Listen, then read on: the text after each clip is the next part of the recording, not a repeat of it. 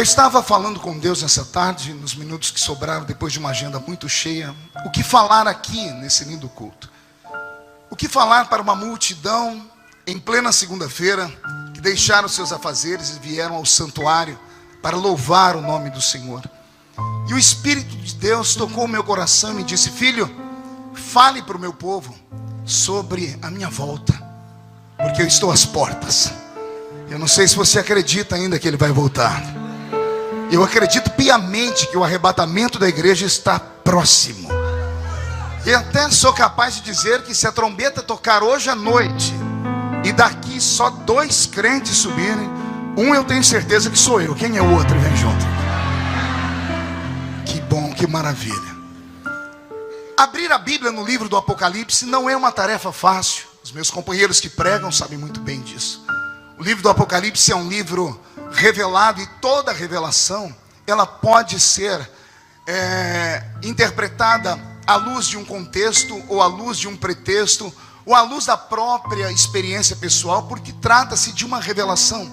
Não há uma exegese perfeita acerca disso. Os crentes têm medo do Apocalipse porque ele revela os tempos finais. E quando começamos a ler sobre derramamento de taças, toque de trombeta, ira divina, monte sendo abalado, monstros saíram do abismo e tomando posse da terra, os cristãos parecem que querem deixar esse livro de lado. O livro do Apocalipse engana-se aqueles que pensam que ele trata apenas do futuro. O livro do Apocalipse é um compêndio de um passado distante de nós, de um presente do tempo do escritor do livro do Apocalipse e de um futuro que engloba a minha vida hoje e a nossa vida daqui até o arrebatamento da igreja. E vou além, até o grande dia do juízo final. Quando Jesus Cristo apareceu ao seu servo João na ilha de Patmos, ele logo foi dizendo: João, eu vou te revelar coisas e você vai escrevê-las. E você vai escrever sobre as coisas que eram passado, as coisas que são do presente de João e as coisas que hão de acontecer. Por isso, o livro do Apocalipse não pode ser esquecido. E aqueles que têm certeza da sua salvação não devem ter medo dele. Pelo contrário, devem se deliciar nas suas palavras, porque nós devemos sempre trazer à memória aquilo que nos dá esperança. E a esperança é que ele já está voltando. Mas abrir a Bíblia no capítulo 5 do Apocalipse é uma grande aventura. Pergunte por quê? Só falo se todo mundo perguntar. Porque nós vamos tentar voltar num tempo distante de nós, cerca de 2 milênios, e entender a mente de um homem que foi abandonado em uma ilha para morrer, e de repente o seu corpo é retirado do espaço normal, é escondido pelo próprio Deus, e o seu espírito, de maneira metafísica, é transportado para o reino da glória do eterno Deus. Ou seja, este livro já começa com dificuldade para aqueles que são extremamente racionais, extremamente lógicos. Ao homem lógico, que acredita que tudo tem que ser revelado através da química, da física ou da matemática, jamais vai acreditar nesse texto. Mas eu não estou aqui pregando para cientistas hoje. Eu estou pregando aqui para ovelhas.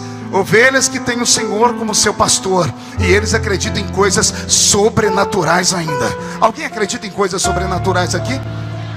Para entender Apocalipse 5, você precisa acreditar que Deus arrebata homens e mulheres em seus sentidos.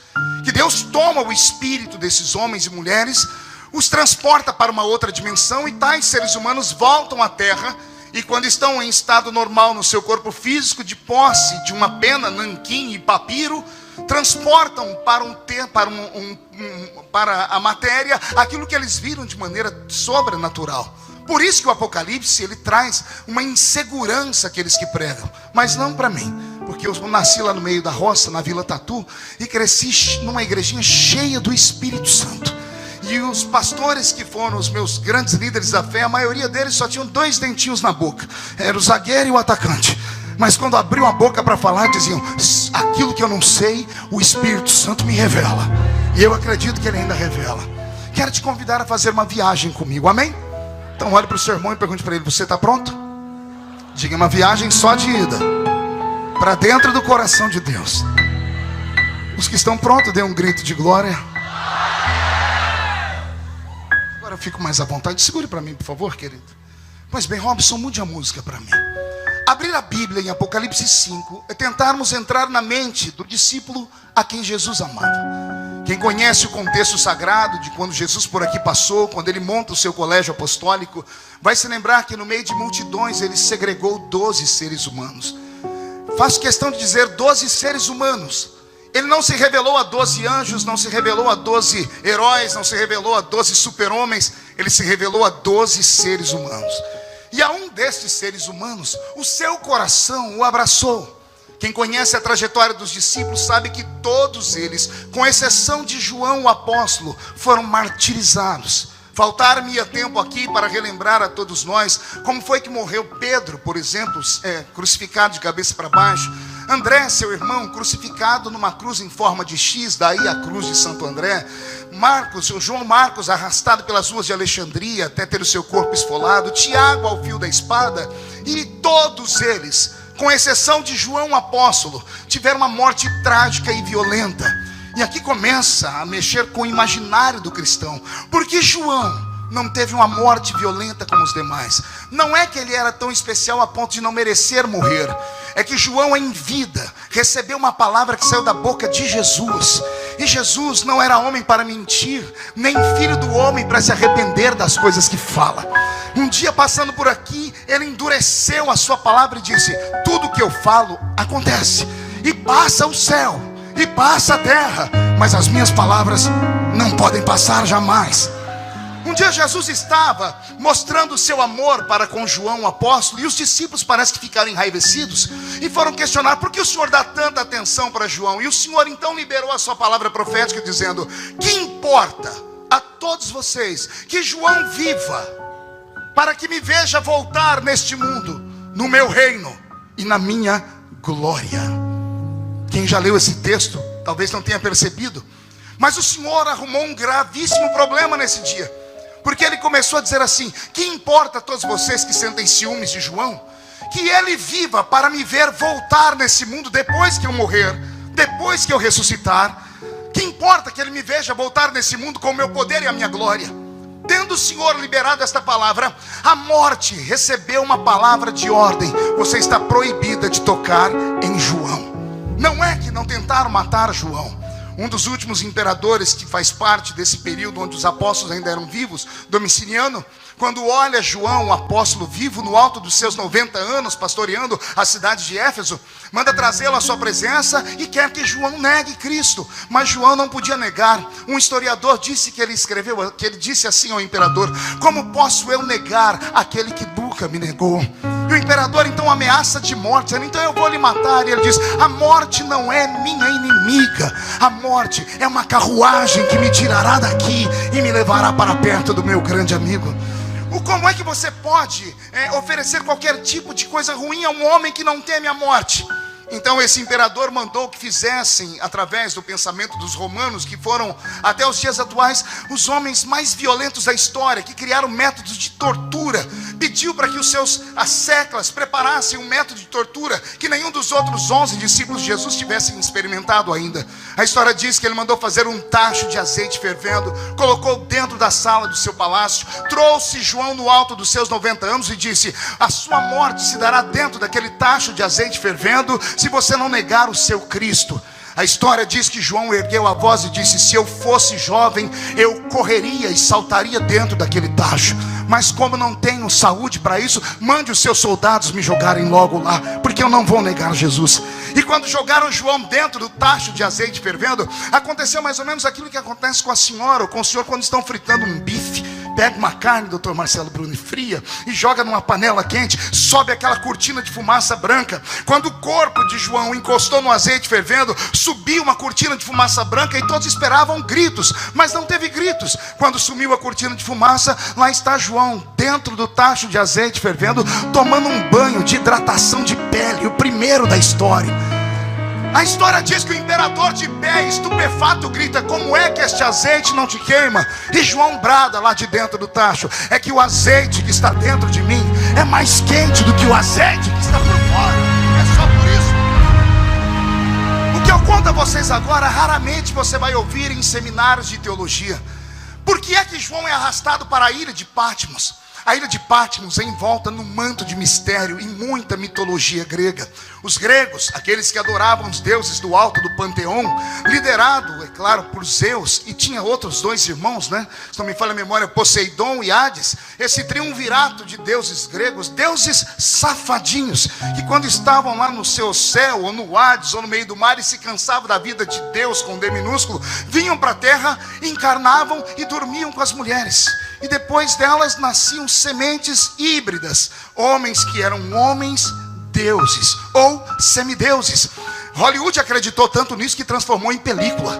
Quem já assistiu Hércules, quem já assistiu Pompeia, quem já assistiu Os Titãs, deve se lembrar dessas histórias. Os gregos acreditavam piamente nisso. E o que é que eles faziam? Quando encontravam um ser humano cuja morte não conseguia tocá-los, eles mandavam para a ilha de Patmos, que era cercada com uma espécie de feitiçaria. Os gregos eram extremamente crédulos nisso. Então, quando eles encontravam seres humanos que a morte não os carregava, diziam: se não morrem é porque não são homens, são semideuses. Então é melhor levá-los para uma ilha onde estão todos os que são da mesma raça. É por isso que levam João para este lugar. É por isso que tiram João da civilização normal e mandam ele para a ilha chamada Ilha Rochosa, ou Ilha da Morte, ou Ilha da Feitiçaria. A tradição diz que quando os guardas pretorianos pegavam um desses semideuses, entre aspas, e chegavam próximo à ilha, eles não tinham coragem de descer na margem, não tinham coragem de colocar os pés na praia. Então, a uns 15 metros da praia, pegavam o preso e jogavam ele no mar, amarrado de mãos e pés, e ele que se virasse, porque alguns desses haviam burlado a morte. Se você entrar na internet, você vai encontrar relatos de seres humanos que parece que não são seres humanos. Pessoas que ficaram debaixo d'água por 10, 15 minutos e não morreram. Pessoas que foram enforcadas e ficaram penduradas por 30, 40 minutos e não morreram. Pessoas enterradas vivas, depois de 3, 4 dias, essas pessoas estavam vivas. A biologia do o seu corpo, o seu biotipo era diferente de todos. Então, naquele mundo antigo, acreditava-se que tais pessoas eram deuses encarnados. Por isso jogam João nesta ilha. E eu quero que você se aproxime da ilha comigo. Um homem de 90 anos está sendo jogado de um barquinho. Ele está com mãos e pés amarrados. Ele tem que fazer das tripas coração para chegar até a margem, porque ele não é semideus. Nós sabemos que ele é apenas um homem de carne e osso que tem promessa. E quando ele chega na praia, João olha para a esquerda e para a direita e não vê saída, porque tanto a esquerda como a direita vão terminar em um anel, porque a ilha era cercada por uma praia. Ele olha para frente, não tem saída, porque lá dentro tem bestas, feras humanas, homens terríveis e cruéis. Ele olha para trás e tem o mar, ou seja, não há escapatória para João. Ele olha para frente, a porta está fechada. Ele olha para trás, a porta está fechada. Para a esquerda e para a direita, a porta está fechada. Mas ao invés de se desesperar, João ensina a todos nós no seu sofrimento que existe uma porta que pode ser aberta a qualquer momento, quando todas as portas aqui se fecharem. Só que não é uma porta que pode ser vista com os olhos humanos, é uma porta que está no céu. E se as portas da terra se abrem batendo com o toque da mão, a porta do céu se abre batendo com os joelhos no chão. A minha Bíblia diz que João caiu de joelhos na ilha. E eu vou deixar ele contar para nós o que aconteceu. E ele diz: tendo eu caído da ilha, eu ouvi uma voz por detrás de mim, e virei para ver quem era. Ai, Jesus, meu coração quase sai pela boca. Ele disse: eu ouvi uma voz por detrás de mim e virei para ver quem era. Interessante que João poderia simplesmente ter dito: eu olhei e vi Jesus. Ele poderia ter encurtado vários versículos do Apocalipse, mas não. Ele faz questão de desenhar Jesus para nós. E eu comecei a questionar: por que João desenhou ao invés de falar o nome dele? Você lembra o que ele disse? Eu virei para ver quem estava falando, e lá estava ele, lindo, brilhante, cabelos brancos como a lã branca, os olhos como chama de fogo, o seu corpo coberto com um linho branco e um cinturão de ouro traçando o seu peito. Os seus pés reluziam como latão que saíra da fornalha, e da sua boca saiu uma espada aguda de 2 fios, que gritou: João, sobe para cá, João. O dia que eu li isso, eu me empolguei e falei: Senhor, por que João não apenas virou e disse: eu olhei e vi Jesus? Pergunte para mim, por que ele não fez isso, pastor? Simples. Quando João vê o seu amigo glorificado, o seu coração sorri. É como se ele estivesse dizendo assim: agora eu já posso morrer. Por Porque a última vez que João havia visto Jesus fazia uns 60 anos. Quantos anos, igreja? Quando Jesus morreu, João tinha 30 anos. A última vez que João viu Jesus, ele viu Jesus em Atos, capítulo 1, no solapé de uma montanha. E como é que Jesus estava ali? Estava em carne e osso. Estava com um furo nas mãos e nos pés. Ele não estava brilhando, ele não estava reluzindo, ele não estava glorificado. João viu Jesus ressuscitado. Mas a promessa não era essa. Que importa que ele viva para me ver voltar no meu reino e na minha glória. Você está entendendo isso? Fazia 60 anos que João o tinha visto. E a última vez que ele viu Jesus ainda tinha cabelos castanhos, ainda tinha pele humana. E foi esse corpo humano que Jesus arrebatou para o céu, mostrando que é possível nascer homem aqui e encontrar um lugar no céu para morar no futuro. Todavia, quando João vê Jesus glorificado, ele diz: eu preciso falar para todo mundo que a profecia se cumpriu. Eu olhei e não vi ele de carne e osso, eu vi num corpo glorificado. Seu cabelo não é castanho, seu cabelo é branco como a neve. Seu pé não está mais furado, agora o seu pé reluz como o latão que saíra da fornalha. O seu corpo não é mais feito com um material da terra que a traça pode comer. O seu corpo é coberto com um tecido que só existe nas pairagens celestes. Era João dizendo assim: ele, quando promete, cumpre. Alguém aqui tem uma promessa de Deus que ainda não se cumpriu na sua vida? Não, acho que você não entendeu, vou perguntar de novo. Alguém aqui tem alguma promessa de Deus na sua vida que ainda não se cumpriu? Então, com todo respeito, como é que você que tem uma promessa de Deus que ainda não se cumpriu, vem para uma reunião como essa, que não é velório, é uma festa, e consegue ficar me olhando com essa cara feia, parecendo que foi batizado num pote de vinagre?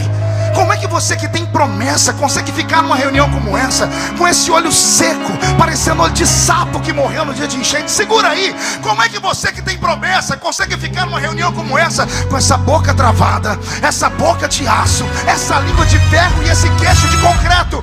Quem tem promessa, pelo amor de Deus, reage! Reage! Ainda não estou satisfeito. Levante a mão direita para o céu comigo, por favor. Coloque a mão no ombro de quem está do seu lado. Pede licença e avisa: o médico falou para não contrariar o pastor. Agarrou? Chacoalha a pessoa até ela ficar irritada agora. É para irritar ela. Chacoalhe ela até ela ficar. Tem gente que nem para me obedecer presta. Racinha ruim. Chacoalhe, chacoalhe. Chacoalhou, diga para o seu irmão: Deus te trouxe aqui para isso. Sacode, sacode, sacode. Diga: Deus te trouxe aqui para isso. Deus te trouxe aqui para sacudir as suas promessas, para sacudir a sua chamada, para sacudir a sua família. Quando Ele promete, Ele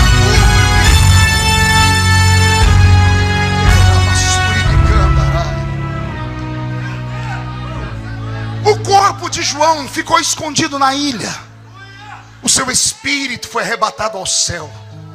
Quer entrar no céu comigo? Agora. Então vem, Robson, mude a música. João entra na eternidade. Ele não entra no primeiro céu, no céu atmosférico, onde os pássaros voam e as nuvens perambulam. Não. Ele não vai ao segundo céu, no céu cósmico, onde estão as estrelas, as nebulosas, as galáxias, as supernovas. Não. Ele rompe com o espaço-tempo. Ele entra num lugar que o apóstolo Paulo chamou de terceiro céu. Um céu e mar acessível e invisível, porém real. E o que eu vou falar agora é só para quem é espiritual.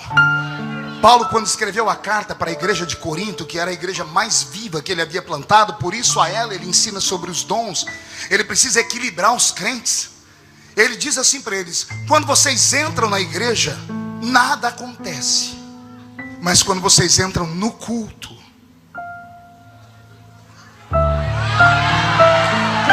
quando vocês se reúnem, ali está a igreja.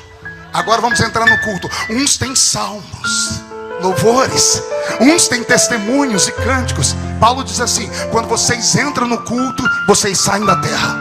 As regiões celestiais baixam e vocês começam a cultuar junto com os anjos.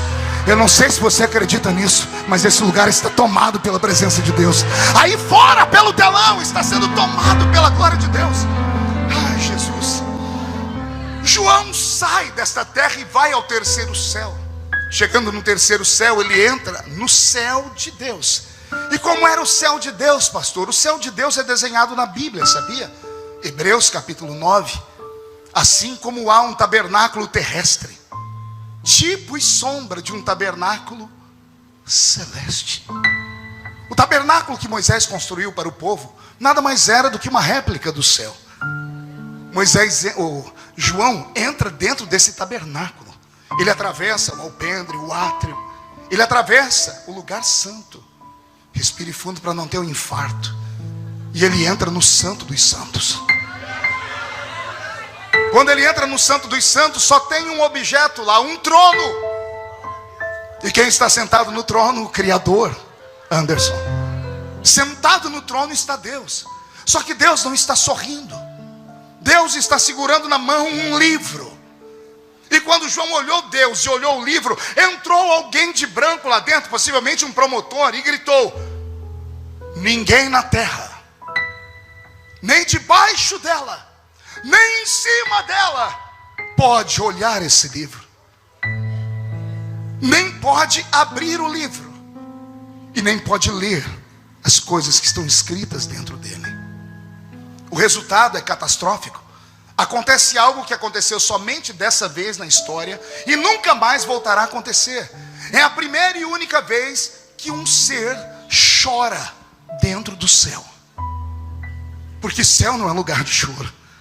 O choro de João abalou tanto o coração de Deus que Deus criou uma lei só por causa do choro dele. Pergunte que lei. João, você foi o primeiro que entrou aqui e chorou, então eu crio uma lei: ninguém mais vai chorar aqui dentro. Quando atravessar o portão do céu, o lenço da eternidade estará lá, e eu enxugarei dos seus olhos todas as suas lágrimas. O choro de João mexeu com o coração de Deus. E aqui vem a minha pergunta, e é aqui que eu quero pregar, para logo já caminhar para o encerramento. Por que é que João chorava se ele estava no céu?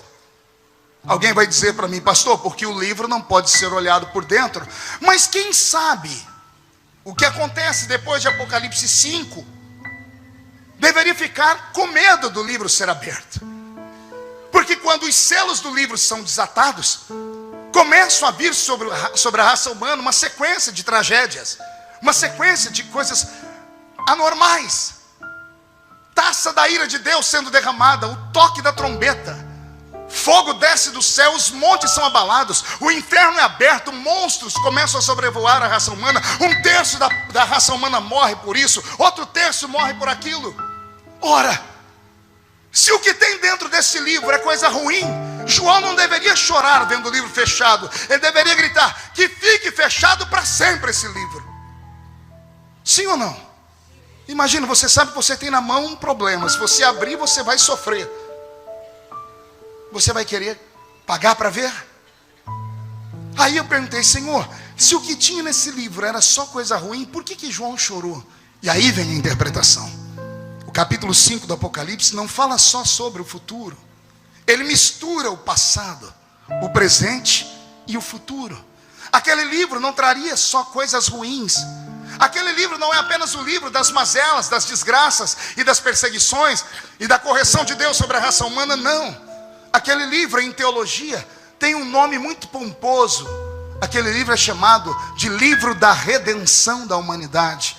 Mas como a gente é da roça, a Bíblia Sagrada resolveu falar para nós qual era o apelido do livro. E quando a gente ouve o apelido, o coração da gente bate forte. O livro da redenção da humanidade tem um apelido, pergunte qual? Livro da vida. Você viu como mudou? Livro do quê? E aí temos a explicação por que João chorava. João chorava porque se aquele livro não fosse aberto, não haveria o culto da 93 hoje, Harold. Se aquele livro não fosse aberto, o seu pai, a sua mãe, os seus filhos estariam condenados à eternidade sem Deus. Se aquele livro não fosse aberto, nós não teríamos os cantores que nos encantaram com as suas melodias. Eu cutucava o Ezequiel e dizia para ele: que letra essa música da Elaine, né? Mexe com a alma da gente. Se aquele livro não fosse aberto, ninguém teria derramado lágrimas, como eu estou vendo gente chorando aqui. Nós não teríamos ouvido ninguém falar em línguas. Se aquele livro não fosse aberto, não haveria igreja. portanto, não haveria salvação.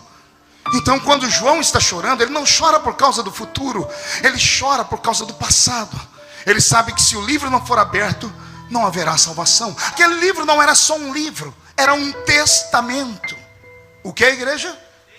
E o que é um testamento, se não um documento que tem fé pública, que é escrito por alguém que tem fé pública, que só é escrito por alguém que tem fé pública quando esse é convidado por alguém que tem posses, e à beira da sua morte ou não, diz: quando eu sair desta vida para outra, eu quero que os meus bens sejam repartidos entre meu filho, minha esposa, meu sobrinho, etc. e tal. O testamento pronto é lacrado e colocado em um cofre. O testamento tem fé pública, mas ele só passará a ter validade quando aquele que atestou morrer. O que tem no testamento? Um prêmio, uma herança. Mas só pode dar aquela herança quem tem aquela herança para dar. Lá no Apocalipse 5, quando João viu que era o livro da vida, um anjo, possivelmente um promotor, entrou e disse: ninguém pode dar o que tem dentro desse livro. O que tem dentro do livro da vida? A salvação, a eternidade. Mas como é que o homem pode receber a bênção da vida eterna se todos pecaram e destituídos estão da glória de Deus? O salário do pecado? Todos pecaram. O salário do pecado é a morte. Não havia ninguém na terra, nem debaixo, nem em cima dela, que pudesse abrir aquele testamento, porque o que estava escrito lá dentro era a minha salvação e a sua. Então esse anjo que acompanhou a eternidade passada, ele olhou e disse: até hoje ninguém pôde dar o que está escrito aí dentro. E quando João viu que ninguém podia dar aquilo, ele chorou profundamente. Mas quando ele está chorando, abre o Santo dos Santos de novo, e vem um outro homem de branco, e ele vem, João diz: João, não chores. E eu imagino João falando: não chorar? Você não precisa chorar porque você é anjo, você habita aqui, eu sou homem, eu nasci num mundo perdido, estou condenado. A minha esperança era aquele livro, mas o outro ali gritou que ninguém na terra, nem debaixo nem em cima dela, pode me dar o que está escrito naquele livro. Eu continuo chorando. Aí o homem de branco diz: calma, João, olha quem vai entrar por aquela porta.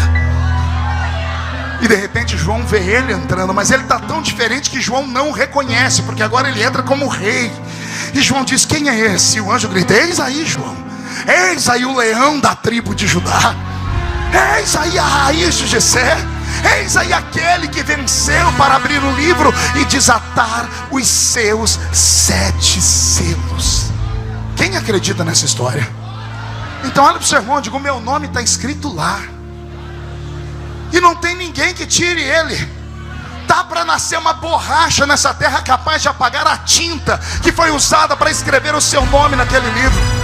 Eu quero que Deus te dê tanta força hoje para quando você sair por aquela porta, entrar na rua da sua casa, não como você veio, capengando, ombro caído, parecendo uma rolinha que tomou uma pedrada na rua. Você vai voltar marchando. E se você cruzar no meio do caminho com Zé Pilintra, Zé Pilantra, Exu Caveira, Tranca-Rua, Preto Velho, você atropela eles e diz: o meu nome está escrito no livro da vida. Quem tem o nome escrito no livro da vida agora não dá um grito, não, dá um berro de glória a Deus, por favor.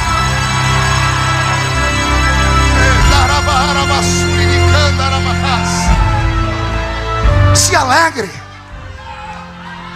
Se alegre. Você pode não ter tudo que você quer, mas você tem tudo que você necessita. Você pode não ter uma casa na Barra, você pode não ser reconhecido pelos homens importantes da cidade, o seu nome pode não fazer parte dos convivas da Rede Globo e outros mais, mas o seu nome está escrito no livro da vida do céu. Eu quero encontrar você lá no céu. Essa é a nossa esperança. O cristianismo é a única religião do mundo que começa aqui, mas não termina aqui. Ela reflete para a eternidade, e se reflete para a eternidade, em nome de Jesus, se alegre, se fortaleça, porque aí está a nossa profunda e poderosa esperança. A nossa salvação, para mim e para você, foi dada de graça, mas ela custou sofrimento, ela custou sangue, ela custou tristeza e abandono. Não tenho tempo aqui para contar, por exemplo, a saga de como foi que Jesus convenceu Deus Pai de que Ele tinha que descer na terra. Você já parou para pensar nisso alguma vez? Nós conhecemos a Trindade Divina, Pai, Filho. Nós sabemos que os três, cada um deles tem uma missão. Sabemos que o Velho Testamento inteiro foi dominado por Deus Pai. De Gênesis a Malaquias, é Deus Pai quem opera na terra. Há um hiato entre Malaquias e Mateus. 400 anos de separação entre Deus e o homem. 400 anos sem sinais, sem manifestação profética. Por quê? Aparentemente Deus se entristeceu com a raça humana.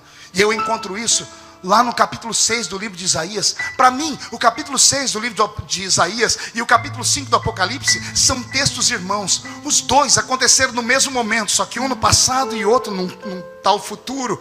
Como na mente de Deus não existe passado, presente nem futuro, porque Apocalipse 5, o homem de branco começa a gritar, ninguém na terra, como se alguém tivesse feito alguma pergunta para ele. Mas não tem nenhuma pergunta feita ali. Por que ele já entra na esfera e diz, ninguém na terra, nem de baixo, nem em cima pode olhar para esse livro? Tem uma pergunta, porque ele está dando uma resposta. A pergunta está em Isaías 6. Deus, depois de passar uma temporada com a raça humana, viu que o homem era incontrolável, voltou para o céu em Malaquias, trancou o céu e disse à raça humana que se vire sozinha. Deus olhou para a terra, viu o homem perdido e deu um grito. E agora, a quem enviarei? E quem há de ir por nós? Quando ele gritou assim, o anjo lá em Apocalipse respondeu, ninguém. Porque na terra não tem ninguém, debaixo não tem ninguém e em cima não tem ninguém. Estávamos perdidos. Como não tem ninguém na terra, à direita de Deus Pai levanta o Filho. E ele diz, papai, eis-me aqui. Ah, você não entendeu, vou falar de novo.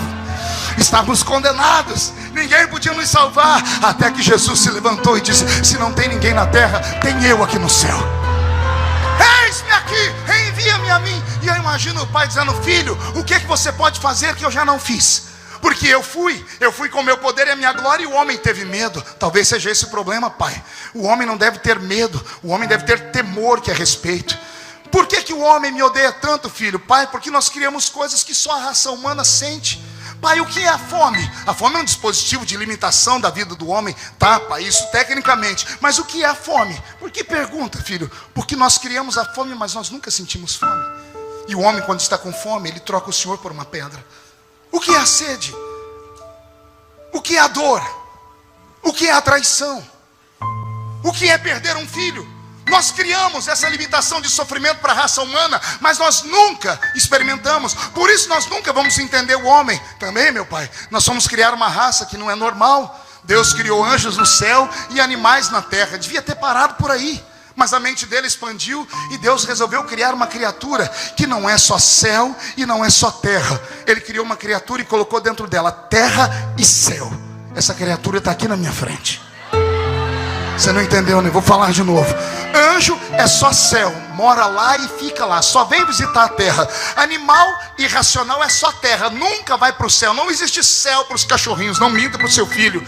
O que é terra fica na terra, o que é céu fica no céu. Aí Deus cria uma raça e coloca dentro dele o céu e a terra. Eu estou pregando para a única raça do mundo que vive na terra e qualquer dia desses vai morar no céu.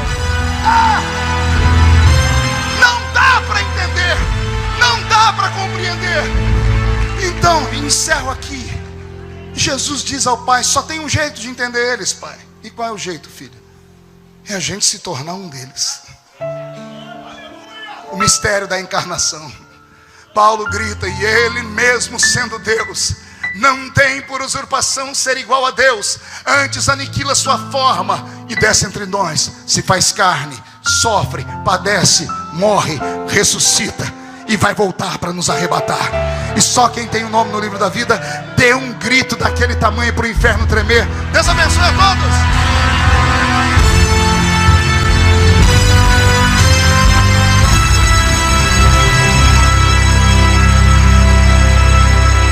Louvado seja o Senhor.